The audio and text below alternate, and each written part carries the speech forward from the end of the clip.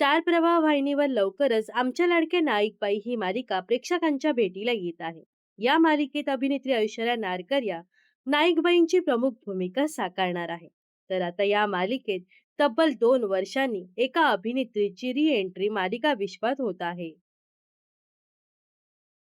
ही अभिनेत्री म्हणजेच अमृता धोंगडे. अमृता या मालिकेत एका वेगळ्याच अंदाजात दिसणार आहे. ती पहिल्यांदाच खलनायिकेची भूमिका साकारणार आहे. तर अमृता या मालिकेत दर्शना लाड उर्फ लाडबाईंची भूमिका साकारत आहे. नावाप्रमाणेच गोड पण मनाने अतिशय कपटी असणारी ही तिची व्यक्तिरेखा आहे. एका राजकीय पक्षाच्या वतीने गावातील जमिनी ताब्यात घेण्याचं डोळ्यांसमोर उद्दिष्ट ठेवून लाडबाई या गावात प्रवेश करणार आहे. तिच्या गोड बोलण्यामागे एक मोठा डाव दडलेला असतो.